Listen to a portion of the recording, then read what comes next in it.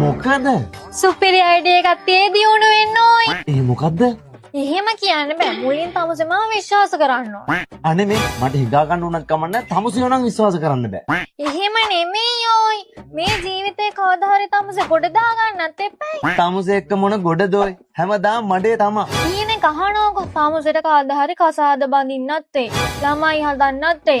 ගෙවල් හදන්නත් ඒ. කොච්චර දේවල් තියනවද බලනෝකෝ. මෙව්වට සල්ලි එපයි. හරි ඉතින් ඒවට තව වයස තියෙනවනේ. අනික මං ඒව හොයාගන්න. තමුසේ පාඩු ඉන්නවකෝ. එහෙම නෙමෙයි ඔයි. මේකෙන් තමුසෙත් ගොඩ යනවා මාත් ගොඩ යනවා. අහලා නැද්ද කතාවක් නොදන්න යකාට වඩා දන්න යකා හොඳයි කියලා ඈ? ඉතින් මොකද්ද කියන්නේ දැන්? ඉතින් තමුස දන්න යකා මමනේ. නෑ. මට හොඳ නොදන්න යකා. තමුසේ පඬිතු නොවේ කියන එක අහනවාකෝ. මිනිස්සේ දිනෙන්න ඕයි මුලින්ම හොඳ ඉන්වෙස්ට්මන්ට් එකක් කරන්න ඕනේ. තේරුණාද? ඈ? දැන් තමුසේ මෙහෙම හිතනවාකෝ. මම ලොකු වෙලා ලොකු හොඳ ජොබ් එකක් කරනවා. නැත්තම් ප්‍රසිද්ධ වෙනයි කියලා හිතනවාකෝ. ඈ? තමුසේම හිතනවාකෝ. එතකොට තමුසේ මගේ මැනේජර්නේ. මොනවද ඔය කියන්නේ? හරි තමුසේ කාඩ් එක දෙනවකෝ මං කියන්න. මොකක්?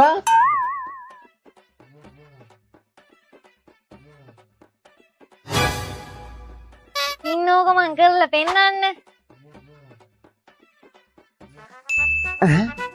1370 මේක කියාච්චිට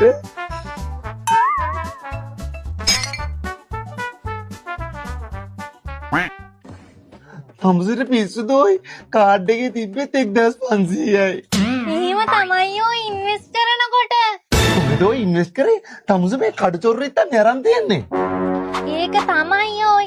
තමුසේ මගේ මැනේජර් වෙන්න නම් මං හොඳට කාලා බිල්ල ශක්තිමත් වෙන්න ඕනේ. එතකොට තමයි මට හොඳ ලොකු නෝනා කෙනෙක් වෙන්න පුළුවන්. ඊට පස්සේ මං ඔයාලට පඩිය ගෙවන්නම්. උඹට මම